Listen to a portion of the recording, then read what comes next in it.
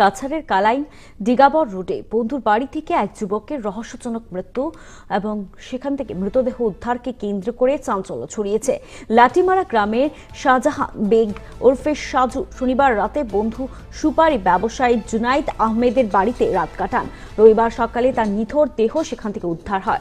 Police প্রাথমিক তদন্ত শুরু করেও দেহ ময়নাতদন্তে পাঠানো হয় এবং মৃতের মামা ময়নুল হক পরিকল্পিত হত্যার সন্দেহ ব্যক্ত করেছেন। ঘটনাটি ঘিরে ইতিমধ্যে স্থানীয় মহলে তীব্র চাঞ্চল্য সৃষ্টি হয়েছে। এ বিষয়ে আমাদের প্রতিনিধি রয়েছে সৌমিন্দ্র পাল, তার এক রিপোর্ট দেখে দিচ্ছি।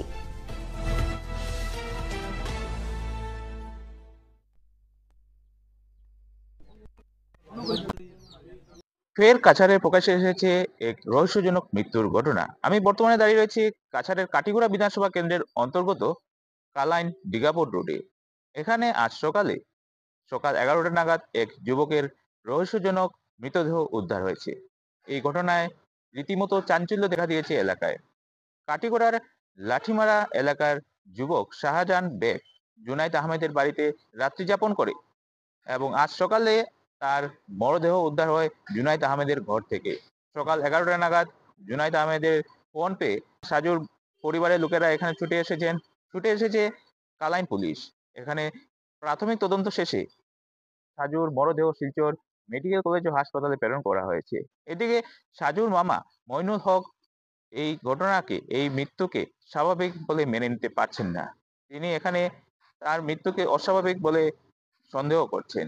তবে ময়নাতদন্ত শেষে এই মৃত্যুর আসল রহস্য প্রকাশ্যে আসবে বলে স্থানীয় মহলে চর্চা চলছে। মামনুল হক সাজু আমার বাইক না ঘটনা হয়েছে, তার বন্ধু কালকে তারে আনছে খবর দিয়া। নামটা তো আমি বালা করে জানি না, আমার ওই বাড়ির আমি যেখানে আছি বাড়ির তারা সুপারি কিতা হারবা হবেন সুপারি আনছেন ফাড়িয়া তান যেটা বক্তব্য পাইছি আমি জিকার করার পরে বলছেন সুপারি ফাড়িয়া আনছেন আনিয়ে রন্ধন সুপারি রাত্রে আনিয়ে বস্তা আনি বিয়ে করছেন করিয়া তুলছেন। রাত্রে হে তেন একলগে ভাত চাত খাইছেন, খাইয়া তারপরে বলে ঘুমাইছেন। সকালে তাইন বলে দরজা ঠেলাইছেন, তখন বলে দরজা খুলতে পারছেন না, বাদে খুলে ফাঁকা দিয়ে দেখছেন বলে তারা তাই ভিডিও করছেন। ভিডিও করে দেখছেন বলে তার ভিতরে লঙ্গি উঙ্গি কাপড় যে আসলো কাপড় সরাইল আর বিছনার মাঝে।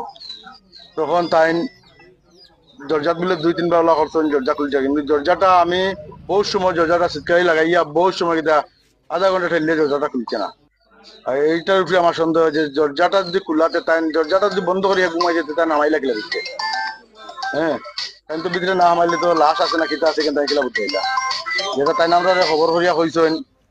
11টার সময় আমরা ফোন করে কইছেন যে আমরা বাইকনা মারা গেছে কান করো ও যে তার লগর যে ছেলে ওই বাড়ির যে বাড়িতে আমি এখন বইয়া মাতি আর ওই বাড়ির মালিক নামটা আমি বলা হয়ে জানি না।